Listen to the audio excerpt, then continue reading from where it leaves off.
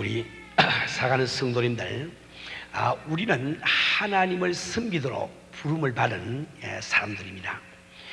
그렇기 때문에 우리는 하나님을 섬기기 위해서 우리가 섬기는 하나님이 어떤 하나님이신지를 분명히 잘 알아야 되겠습니다. 우리가 하나님을 섬기되 하나님이 어떤 분이신지 알지 못하게 되면 우리의 섬김이 그분 앞에 영광이 되는 것이 아니라 오히려 그분 앞에 범죄하게 되기가 쉽습니다.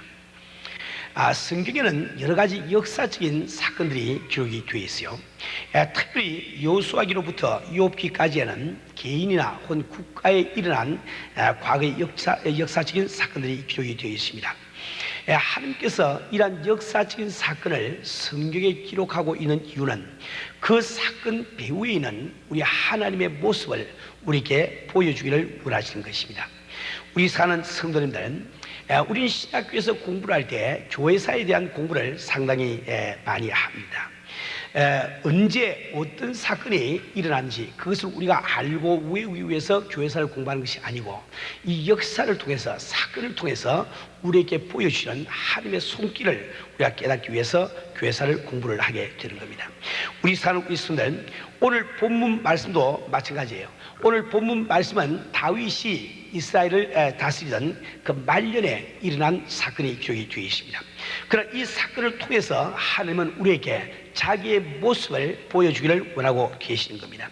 우리 사는 성도님들, 우리는 하나님을 올바로 섬기기 위해서 오늘 본문 말씀을 통해서 우리에게 보여주시는 하나님의 모습이 어떠한지, 우리가 섬기는 하나님은 어떠하신 하나님이신지 우리가 살펴보기를 원해요. 먼저 우리 사건의 경위를 잠시 돌이켜 본 다음에 그 사건 배후에 있는 하나님을 살펴보기를 원합니다. 다윗이 이스라엘을 다스린 지 오랜 세월이 지난 후입니다. 압살롬의 사건도 일어나고 그 사건도 다 수습이 되고 또 한참 지난 다음에 일어난 일입니다. 언제 일어나는지 정확한 날짜는 기록이 안 되기 때문에 저희들이 알지 못하지만은 여하튼 다윗이 이스라엘을 다스리던 그 말년에 일어난 사건임은 틀림이 없습니다. 그때 이스라엘 정국을 통해서 3년 동안 매해 기근이 일어납니다.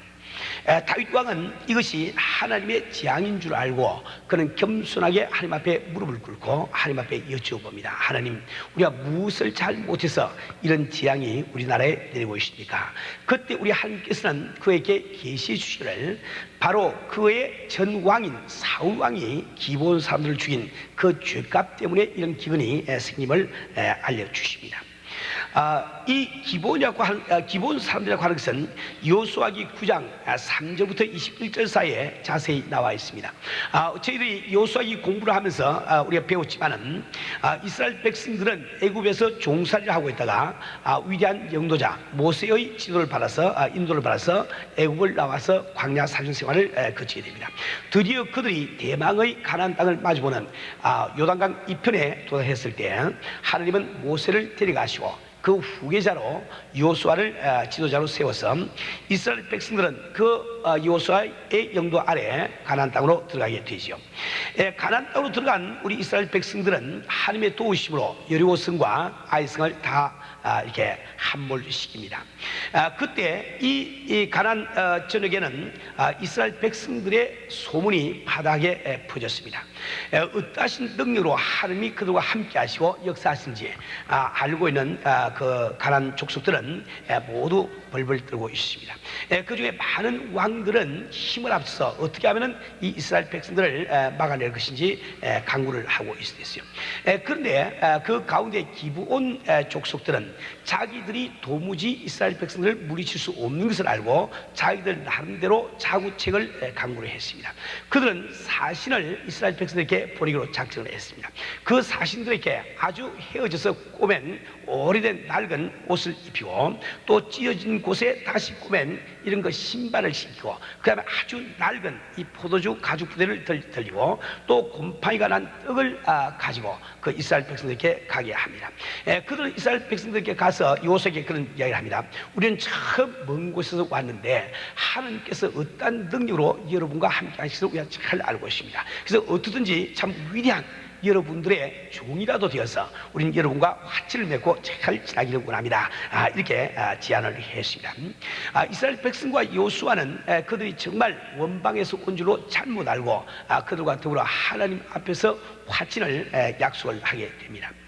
불과 사흘이 지나지 않아서 그 기본 족속들이 먼 원방에 사는 족속이 아니요 바로 그 이웃에 길갈 이웃에 살고 있는 이런 그 족속임을 깨닫게 됩니다. 그러나 이미 그들은 하나님 앞에 하나님의 이름으로 약속을 했기 때문에 그들을 치지를 못하고 그들을 이스라엘 중에서 나무를 패고 물을 끼는 종으로 삼아서 그때부터 기본 사람들이 이스라엘 백성 사이에서 살게 되었단 말이에요. 그때 사울이 초대 왕으로 등극했을 때 그는 참 이스라엘을 위한 이스라엘을 위한 그 열심 때문에 마치 그 히틀러가 자기가 독일 그 순수한 피를 지키기 위한 것처럼 이 사울 왕도 그러한 뜻으로 기본 이 사람들을 멸절시키기로 작정을 합니다. 그러나 그들을 다 멸절시키지 못하고 그 중에 얼마간을 살해를 하게 되었단 말이에요. 근데 하나님께서는 그 사울 왕이 그들에게 한 그 행위 때문에 이제 그 이스라엘 땅에 3년 동안 기근이 있음을 이야기를 해 줍니다. 다윗이 이것을 안 다음에 그는 기본 사람들을 만나서 물어봅니다. 우리가 어떻게 해줘야만 너희들이 우리에게 가지고 있는 원한을 다 풀고 우리를 위해서 다시 축복을 해 주겠느냐, 이렇게 이야기할 때 그 기본 사람들은 이제 자기들을 죽인 그 사울의 집안에서 자녀 7을 주면은 우리가 그들을 하나님 앞에 죽여서 목을 매달아 죽여서 우리의 원한을 풀겠다고 이야기를 합니다. 다윗 왕은 그들의 그 말을 듣고 그 사울 왕의 자녀 가운데서 자녀와 손주 가운데서 7명을 택해가지고 그들에게 주게 됩니다. 그래서 기본 사람들은 그들을 산 위에서 목을 매달아 주게 되죠. 죽은 7사람 가운데는 사울의 첩이 되는 리스바에게서 난 2 아들이 있습니다. 위스바는 그 아들 둘이 무참하게 죽은 다음에 그는 밤낮을 가리지 않고 죽은 시체를 지킵니다. 낮에는 공중의 새가 시체에 앉지 못하도록 새를 쫓고 밤에는 살아온 짐승이 시체를 범하지 못하도록 짐승을 쫓습니다. 다윗이 이 리스바의 이야기를 듣고 즉시 그 객지에 묻혀있는 사울과 그 아들 요나단의 뼈를 수거하고 또 죽은 7사람의 그 사울 집안의 그 자녀들의 뼈를 수거해서 그 사울의 아버지 되는 기스의 묘실에 잘 정중하게 참 예우를 해서 장사를 지내줍니다. 그때 이 리스바의 마음속에 있던 그 원한이 풀려버리고 그럴 때 하나님께서 하늘문을 여시고 이스라엘에 비를 내리신 이야기가 기록이 되어 있습니다. 우리 성도들, 오늘 이 이야기는 바로 우리에게 우리가 주님을 섬기되 하나님을 잘 알아야 되는 그 하나님의 몇 가지 모습을 우리에게 말씀해 주고 있습니다. 이 가운데는 우리가 꼭 알아야 되는 하나님의 여러 가지 모습이 나와 있지만은 오늘은 시간 관계 때문에 3가지만 제가 여러분에게 말씀을 드리려고 그래요. 첫 번째로 이 사건 속에 나오는 우리 하나님은 반드시 보응하시는 하나님이라는 것을 알아야 됩니다. 보응하시는 하나님이라는 뜻은 우리가 어떤 죄를 지을 때 반드시 그분께서는 그 죄에 대해서 책불을 하시는 하나님이시다, 이것을 믿으라는 겁니다. 우리 성도들, 우리가 주님을 섬길 때 우리 주님께서 보응하시는 주님이심을 믿는다는 것은 얼마나 중요한지 이루 말할 수가 없어요. 왜 그런가 하니까 우리가 죄를 질 때 그분께서 우리 죄에 대해서 책불을 내리지 못한다고 생각하는 것은 바로 그분의 전능성을 부인한 일이기 때문에 이것은 올바른 신앙을 할 수가 없죠. 우리가 정말 올바른 신앙을 갖고 있다고 하면 그분은 전능하시기 때문에 우리가 그분 앞에 범죄할 때 그분께서는 바로 우리에게 보응하시는 이런 하나님이심을 꼭 우리가 믿어야 됩니다. 여러분들은 10계명 가운데서 1계명부터 4계명까지는 우리 비조물인 인간들을 향한 하나님의 뜻이 나타나 있는데 그 1계명부터 4계명 사이에는 우리 인간이 하나님과 어떤 관계를 맺어야 되는지 그 대신 관계에 대한 얘기가 나와 있음을 잘 알고 있습니다. 그 중에 셋째 계명은 무엇을 말하고 있습니까? 하나님의 임을 망령되이 일으키지만 이 하나님의 임을 망령되이 일으키지 마라, 이 말은 하나님의 능력에 도전하지 말아라. 다시 말하면 내가 하나님의 뜻을 이길 때, 즉 죄를 범할 때 하나님께서 내게 능히 처벌할 수 있는, 징벌할 수 있는 이런 능력이 없다고 생각하지 말라, 이런 뜻이 그 속에 들어있는 겁니다. 우리 신앙생활 가운데 대단히 중요한 것은 우리 하나님께서는 우리가 잘못을 저질 때 반드시 그분께서는 보응할 수 있는 능력이 있음을 우리가 확실히 믿어야 되는 거예요. 근데 우리 하나님께서 우리가 잘못을 저질 때 그분이 보응하시는 것은 내가 너희들에게 그렇게 이야기했는데도 요놈들 고약하게 내 말을 안 지키느냐, 좀 두고 봐라, 이래서 이제 그 징벌을 하고 보응을 하신 것이 아닙니다. 바로 우리가 죄를 지을 때 보응하신다는 것은 하나님의 속성에 속합니다. 그분이 죄를 보시고도 참 보응하는 하나님이 아니시라고 하면 하나님이 될 수가 없다 말이에요. 하나님께서 죄를 보시고 죄를 지은 우리에게 보응하신다는 것은 그분의 바로 속성에 속한 일입니다. 그거는 바로 하나님이시기 때문에 우리가 죄를 지을 때 자동적으로 징벌이 그 속에서 나오게 되어 있다 말입니다. 우리 사는 우리 순간 우리는 이 문제가 얼마나 우리 신앙생활에 중요한지 이루 말할 수가 없어요. 얼마나 많은 우리 성도님들이 내가 지금 죄를 짓고 있으면서 하나님께서 그 죄에 대해서 능히 나를 책별할 능력이 없다고 생각하시고 우리는 그 죄 가운데 거하면서 그 죄를 아무 양심의 가책 없이 지으면서 살고 있습니까? 우리 사는 우리 순간 우리가 꼭 이해해야 되는 것은 죄를 짓 때 그 당장에 하나님의 보응이 나타나지 않는다고 해서 하나님께서 보응 안 하신다고 절대 생각하지 마세요. 그분께서는 반드시 언젠가는 우리가 짓고 있는 죄에 대해서 보응하시는 하나님을 믿으시길 바랍니다. 우리 사는 우리 순간 하나님은 사울왕이 피 흘린 죄를 이스라엘이 범죄한 것으로 보고 사울왕이 죽은 다음에 다윗이 왕에 대해서 몇십 년이 지난 다음에도 반드시 보응하고 있음을 꼭 기억을 하셔야 됩니다. 여러분들이 열왕기하 9장 1절 이하에 보면은 엘리사가 자기가 지금 훈련시키고 있는 선지자의 성경 중 하나를 불러서 그 당시에 군대 장관으로 있는 예후에게 기름을 붓고 이스라엘 왕으로 삼는 이야기가 나오는 것을 발견하게 될 겁니다. 하나님께서 예후를 이스라엘 왕으로 삼는 것은 이제 아합 왕과 그 자녀들로 말미암아 참 이 행해진 악에 대해서 보응하기 위한 하나님의 준비였습니다. 다시 말하면 예후가 기름 부음을 받고 있을 때 아합의 집에서는 하나님의 보응이 자기에게 임한다는 것을 전혀 예상치 못했습니다. 그들은 아무 참 하나님의 보응이 없이 잘 지나왔기 때문에 하나님이 자기들이 지은 그 죄에 대해서 보응할 능력이 없는 생각을 했단 말이에요. 그러나 하나님은 예후를 통해서 보응하는 그 준비를 하고 계시지 않았습니까? 그래서 그 사울의 그 아합의 집안이 참 멸망한 것을 우리가 잘 알고 있습니다. 우리 사는 우리 순간 여러분들이 이 하박국서를 보면은 이 하박국 선지는 하나님 앞에 그런 예소를 하게 됩니다.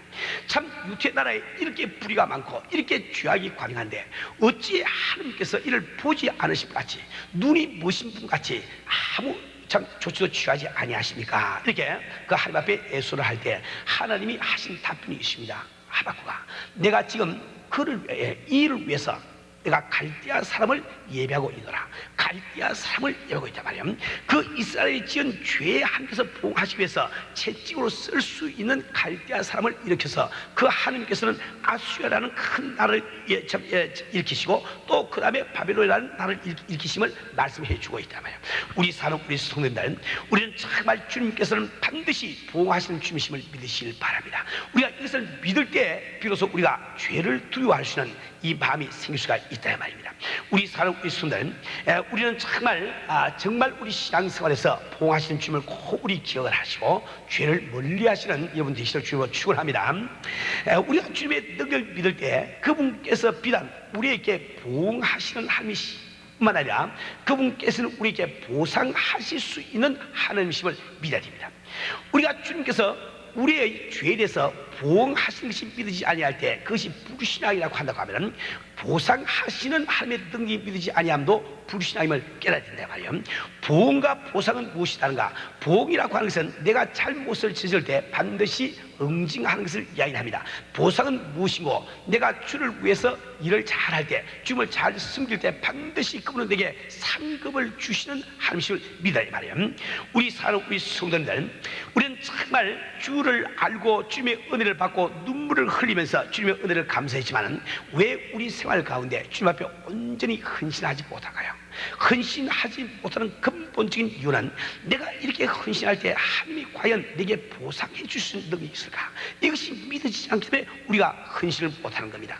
우리 사는 우리 성도님들, 제가 참 성경 공부하면서 그런 예를 들어서 말씀드린 적이 있습니다만, 여러분들이 만약에 구역 예배를 갖거나 혹은 수요 기도를 왔는데 예상치 않게 예고치 않고 목사님이 오늘 이러이러한 일 때문에 우리가 헌금을 하겠습니다, 이렇게 해서 헌금대가 돌기를 시작합니다. 그렇게 하면 여러분은 어떻게 하세요?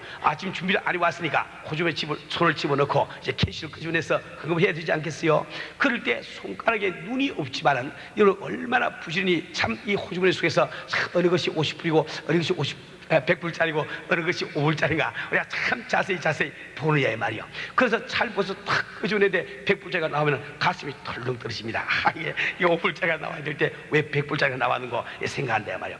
왜 우리는 그렇게 할까요? 우리는 정말 주를 믿으면서 그분께서 내가 그분 앞에 섬길 때 나에게 보상해 주시는 능력이 있음을 믿지 못하기 때문에, 내가 참 주님이 보상하지 않아줄 때 큰 지장이 있을 만큼 주 앞에 들이버리면 나만 손해가 간다 말이요. 그래서 우리는 참 주님을 사랑하고 주님을 믿지만은 그분 앞에 우리가 인색한 마음으로 헌금할 수밖에 없는 것은, 혹시 그분께서, 내가 그분을 믿고 천당 가서 내가 다 믿는데 그분께서 내가 그분을 사랑하고 그분을 위해서 하는 일에 대해서 만약에 갚아줄 수 없다 할지라도 내가 별로 지장 없을 정도로 그렇게 우리는 헌금을 해도 헌금하기를 원한다 말이에요. 우리가 정말 주 앞에 있는 시간을 다 바쳐서 참 전도하고 봉사하고 우리 주님을 섬겨야 되겠는데 왜 우리가 그렇게 하지 못합니까? 왜 우리는 참 일주일에 얼마간의 시간을 빼가지고 이것을 주 앞에 드리를 원하고 있을까요? 그것은 내가 전 시간을 다 주 앞에 드리는데 그분께서 만약에 내게 갚아주지 못하시면 큰일 나지 않습니까? 그러니까 혹시 그분께서 못 갚아주시더라도 지장 없을 정도로 시간을 쓰자. 우리 참 주님께서 우리에게 상급 주신 것, 보상하시는 능력을 믿지 않기 때문에 우리 성도들이 정말 참 주 앞에 온전히 헌신을 못하고 있는 겁니다. 우리 사는 우리 성도는, 우리는 정말 주님을 믿되 그분의 능력을 우리가 인정하기 때문에 반드시 우리가 그분 앞에 잘못 저지른 일에 대해서는 그분께서 응징을 하시고 내가 그분을 위해서 잘하고 있는 일은 반드시 보상하심을 믿으시길 바랍니다. 이것이 우리의 주 앞에 헌신할 수 있는 길이 된다 말이에요. 이제 두 번째로 이 사건을 통해서 하나님은 우리 앞에 어떤 모습을 보여주고 계십니까? 우리 하나님께서는 반드시 하나님 앞에 한 약속을 그대로 지키는 사람을 축복하시는 그 하나님의 모습을 우리에게 보여주고 있는 겁니다. 원래 이 사건을 보면은 애초에 처음에 잘못을 저진 것은 기본 사람들이 잘못을 저졌어요. 왜? 그들은 자기들의 정체를 숨기고 이스라엘 백성들을 속였다 이 말이에요. 그러나 내가 속았든 속지 않든 간에 하나님의 이름으로 그분 앞에서 한 약속만은 하나님께서 지키기를 원하고 계십니다. 그래서 이 성경 말씀에는 우리가 하나님 앞에 한 약속은 비록 내게 손해가 간다 할지라도 지키라고 말씀을 하고 있습니다. 여러분들이 사사기 11장에 보면은 사사 입다의 이야기가 기록되어 있습니다. 이 입다는 원래 기생의 아들로서 사람 대접을 받지 못하다가 이스라엘의 범죄로 말미암아 암몬 자손에게 괴롭힘을 당할 때 사사로 세움을 받게 됩니다. 하루아침에 참 이렇게 지도자가 된 이 입다는 군사를 거느리고 암몬의 대군과 접전하기 위해서 나갈 때 그는 하나님 앞에 간절히 기도를 해요. 하나님, 나는 정말 힘이 없지만은 오늘 이 전투에서 하나님께서 이 암몬 족속을 내 손에 붙여주신다면 나는 내 집에서 나오는 사람 가운데 제일 첫 번째 나오는 사람을 당신 앞에 번제로 드리겠습니다. 여하튼 그것이 잘된 서원이든 잘못된 서원이든 그는 하나님 앞에 그 서원을 했단 말이에요. 근데 하나님께서는 그의 기도를 들으시고 암몬 군대를 그 손에 붙이셔서 크게 승리합니다. 아주 암몬 그 족속의 성을 20개 이상이나 빼앗고 그 대승을 하고 모든 암몬 군대들이 다 도망을 다 가버린단 말이에요.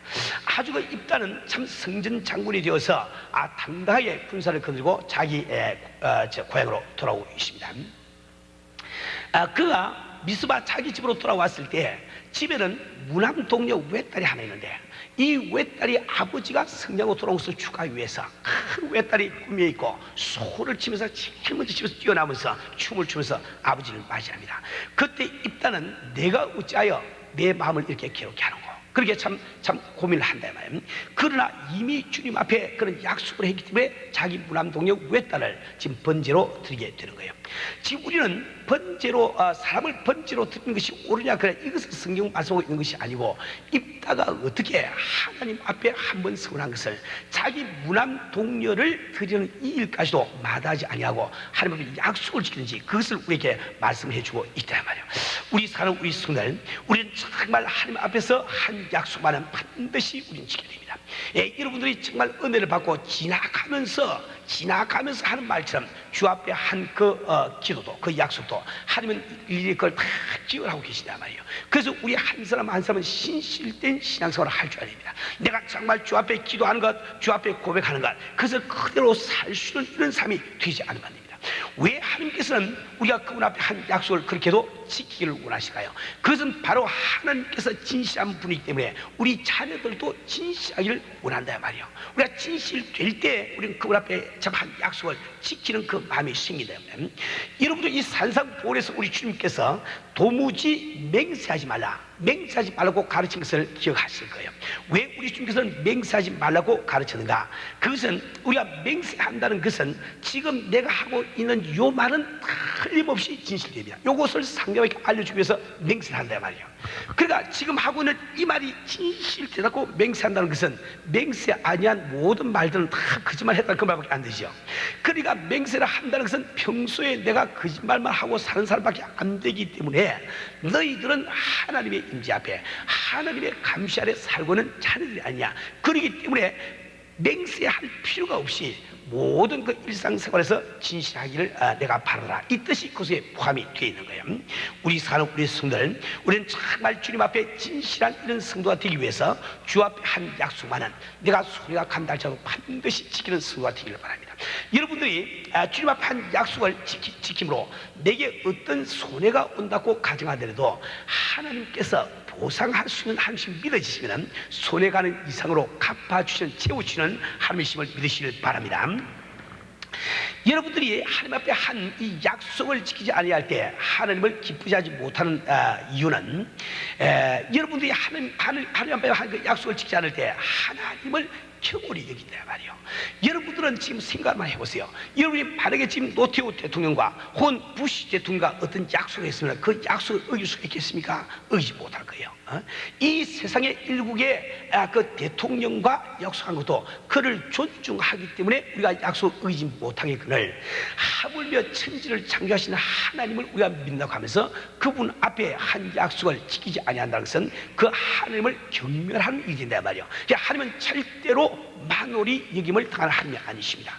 우리 사는 우리 성도들, 우리는 꼭 하나님을 기억하되 하나님은 반드시 하나님 앞에 한 약속을 지키기를 원하시는 하나님을 믿으시고 하나님을 잘 섬기시길 주로 축원합니다.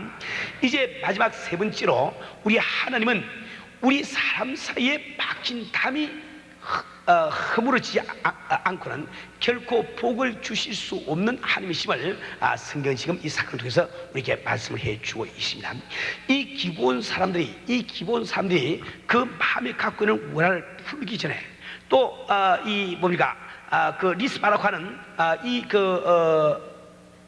자매가, 즉 그 사울의 첩대했던 그 여인이 자기 두 아들이 죽어서 그 마음에 품은 그 원한을 다윗이 풀어주기 전까지 비는 임하지 않았습니다. 반드시 하나님은 우리 인간과 인간 사이에 막힌 담이 흐려질 때 축복하시는 하나님이심을 우리에게 분명히 말씀해 주고 있는 겁니다.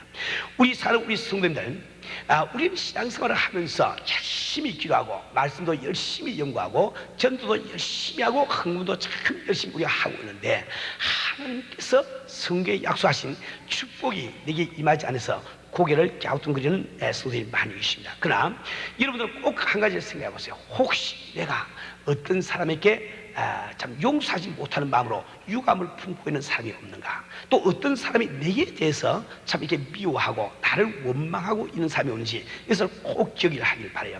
왜 그러니까 하나님께서는 우리 한 사람 한 사람을 천하보다 더 귀하게 여기기 때문에 내가 어떤 사람과 내가 잘해서 혐의가 있든, 잘 못해서 혐의가 있든, 그가 잘해서 혐의가 있든, 그가 잘못해서 혐의가 있든, 그 삶과 탐이 생겼을 때 그것은 바로 하나님과 탐이 생과 똑같이 지구를 하시대요 말이에요. 그래서 우리 인간끼리 이 탐을 허물지 않고는 주님의 약속하신 축복이 절대로 우리에게 임할 수가 없는 거예요. 우리 사랑하는 예수님은 우리는 은혜를 받은 다음에 참 하나님이 너무 귀하시기 때문에 우리 은혜교회 성도님들이 하나님을 중시하고 그분을 공경하는 일을 참 잘하는데, 우리 이웃에 대한, 우리 형제에 대한 것은 경시하고 살 때가 얼마나 많이 있습니까? 내 마음속에 용서하지 못하는 사람이 그대로 있는데, 또 내가 원망 받을 만한 사람이 그대로 있는데 그것을 챙겨두고 내가 주 앞에 열심히 철하면서 기도하고 참 새벽 기도하고 금식 기도하고 이렇게 하고는 우리 성도는 없습니까? 우리가 그렇게 기도를 하더라도 응답을 받지 못하면 바로 우리가 형제 자매와 탐을 쌓고 있기 때문에 그렇단 말이에요. 우리 살아가고 있으면, 우리 성경 말씀은 내 이웃 사람 한 사람을 존중하지 아니하고 절대로 하나님을 존중하지 할 수 없음을 이 성경 이야기를 해주고 있습니다. 눈에 보이는 형제를 사랑하지 않고 어떻게 눈에 보이지 아니하는 하나님을 사랑할 수 있냐고 성경 우리에게 묻고 있습니다. 너희들이 눈에 보이는 참 이게 사람에게 순종하지 아니하고 어떻게 눈에 보이지 않는 하나님께 순종할 수 있냐고 성경 우리에게 묻고 있단 말이에요. 우리 사는 우리는 우리는 정말 이웃과 막힌 담이 있으면 안 됩니다. 우리 성도들 가운데 그런 말씀하시는 분이 있죠. 교회 오니까 은혜교회가 다 좋은데 목사님이 예배 볼 때마다 옆사람과 손을 잡고 사랑합니다 인사라고 하니까 이게 제일 참 이게 부담스럽다, 이런 이야기를 하시는 분이 계시거든. 이런 분들 지금 하나님이 어떤 사람을 축복하시는지 전혀 몰라. 여러분들이 그것을 마음에 부담스럽게 여기고 있는 동안은 하나님의 축복이 임하지 않습니다. 여러분은 정말 내 옆에 앉는 형제 자매들이 우리 주님께서 자기의 형상을 따라 지어주신 귀한 존재요. 그분은 바로 우리 하나님께서 참 자기 생명을 다해서 사랑하는 그런 귀한 존재임을 아세요. 그렇게 할 때 우리는 이웃과 바로 참 이 소통할 수 있는 그 길이 열리게 되는 것이죠. 우리 사는 우리 성도들, 여러분들이 정말 이웃과 더불어 막힌 담을 헐기 위해서 꼭 그 필요한 두 가지가 있습니다. 첫 번째는 어떤 다른 사람이 내게 잘못을 저질러서 내가 마음속에 이렇게 참 풀지 못할 이런 그 앙심이라고 그럴까요? 이 원한을 품고 있는 경우, 그것이 생긴 경우에는 여러분 반드시 그것을 여러분 자신이 풀어서 해결해 용서해 줘야 됩니다. 용서해 주지 않고는 내가 복받을 비결이 없다 말이에요. 우리 사람, 우리 성도님들, 우리가 어떤 한 사람이 내게 잘못해서 그를 유감 속에 생각할 때 우리는 바로 그를 지으신 하나님에 대해서 유감 속의 생각과 똑같은 것을 꼭 아시길 바랍니다.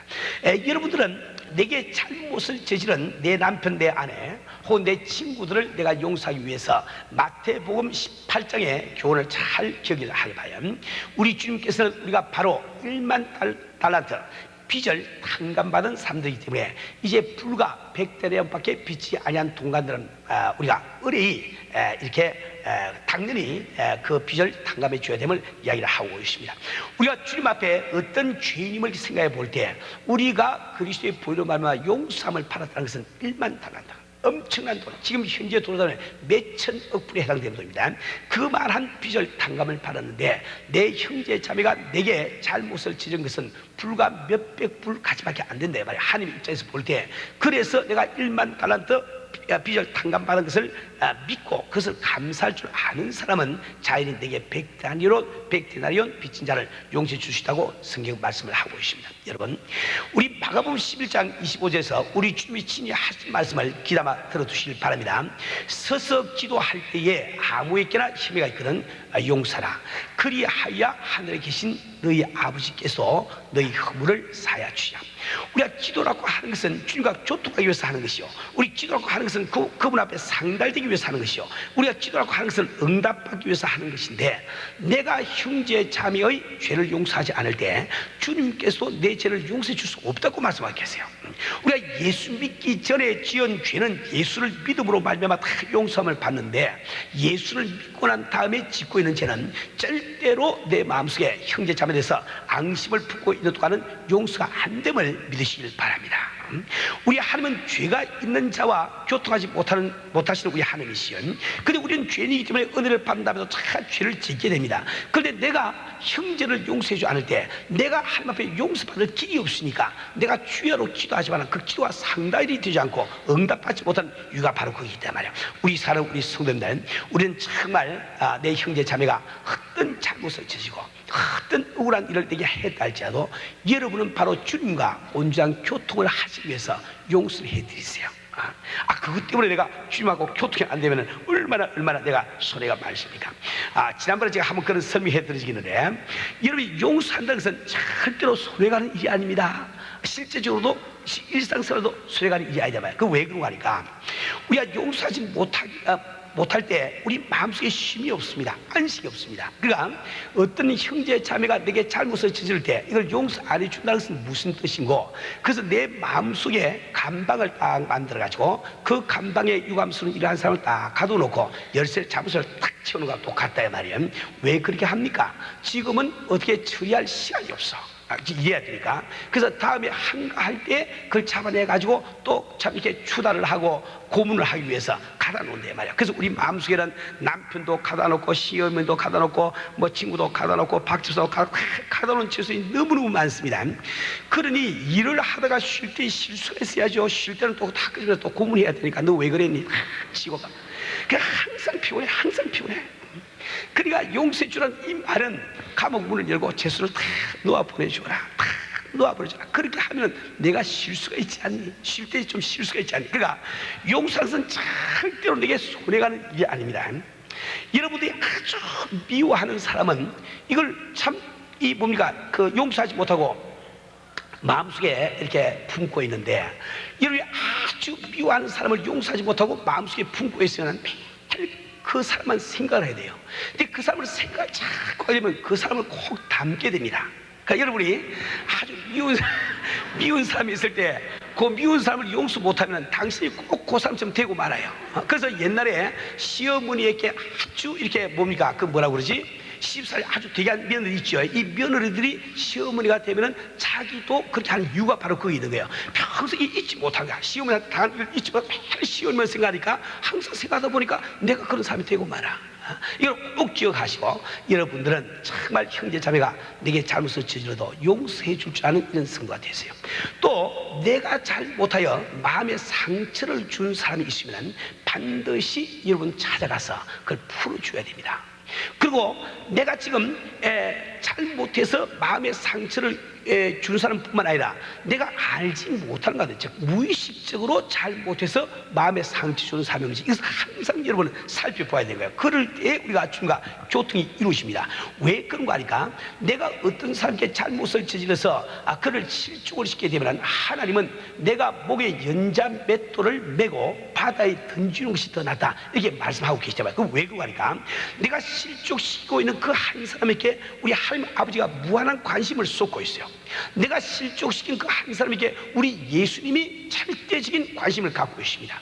또 내가 실족시킨 그 사람을 위해서 그의 천사들이 절대적인 후원을 하고 있단 말이에요. 그래서 우리가 그 한 영혼을 내가 실족시킬 때 나는 아버지를 거스리고 예수님을 거스리고 또 천사들을 거스리는 이런 일을 하기 때문에 이 성경 말씀은 절대로 남을 실족시키지 말고 말씀을 하고 있는 겁니다.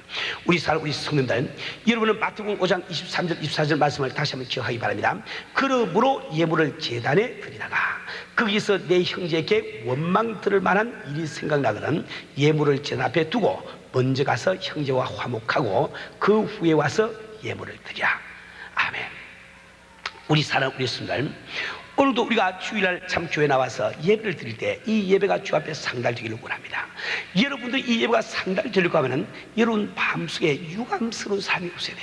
그 사람을 풀어야 됩니다. 그래서 여러분들 오늘 이 예배가 참 주님 앞에 상달되기 위해서 여러분 마음속에 누구와 간격이 있는 것을 풀도록 노력하세요. 푸는 것은 내가 결심하면 되죠. 결심하면은 주님이 능력도 주십니다. 어떤 분은 그런 이야기해요. 내가 목사님 잊을래야 잊을 수가 없습니다. 그런데 여러분이 정말 잊기 위해서 작정을 하시고 기도하시면 성령께서 잊을 수 있는 능력을 주세요. 잊어진다 말이에요. 우리 인간의 힘으로 할 수 있는 주님의 도우시면 반드시 할 수 있다 말이에요. 우리 성도들, 우리 성도들은 정말 우리 하나님이 어떤 하나님이신지 아시고 우리 하나님을 잘 섬기시길 바랍니다.